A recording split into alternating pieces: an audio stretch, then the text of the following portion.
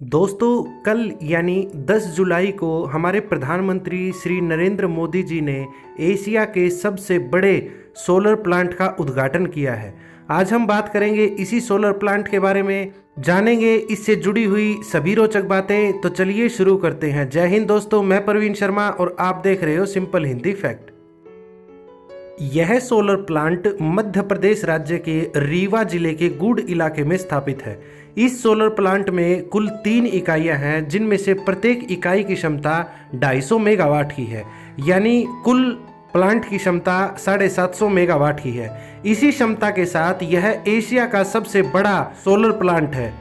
इस परियोजना का नाम Rewa ultra mega solar limited है। इस परियोजना के कार्यभार की जिम्मेदारी मध्य प्रदेश ऊर्जा विकास लिमिटेड और भारत की सौर ऊर्जा निगम दोनों की एक साथ है।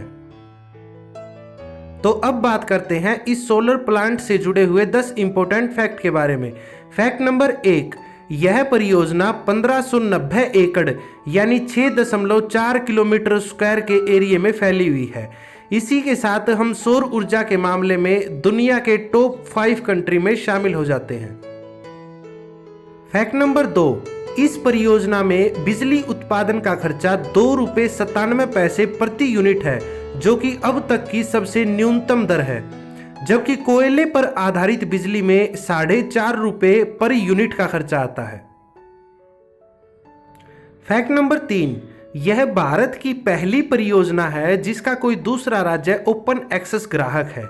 यहां से दिल्ली मेट्रो को बिजली की आपूर्ति की जाएगी, जिसके साथ ही यह भारत की ऐसी पहली सौर ऊर्जा होगी जिसका उपयोग रेलवे के कार्य के लिए किया जाएगा।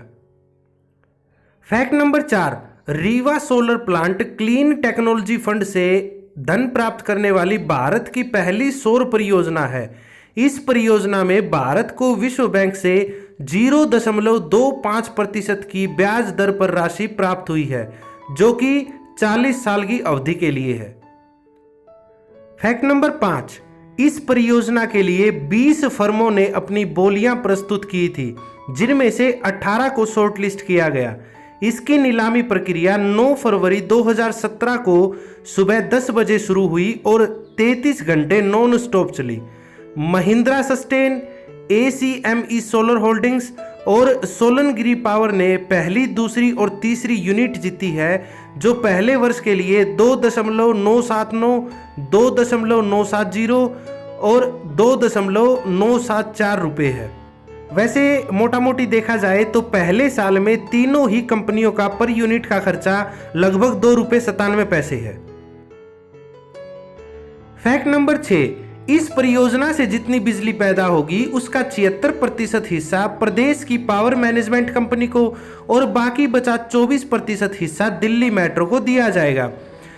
दिल्ली मेट्रो इस 24% से अपने दिन की जरूरत का लगभग 90% काम कर लेगी। फैक्ट नंबर 7, इस परियोजना को अगर पर्यावरण की दृष्टि से देखें तो इस परियोजना से हर साल 15.7 लाख टन कार्बन डाइऑक्साइड के उत्सर्जन को रोका जा सकेगा, जो कि लगभग 2 करोड़ 60 लाख पेड़ लगाने के बराबर होगा।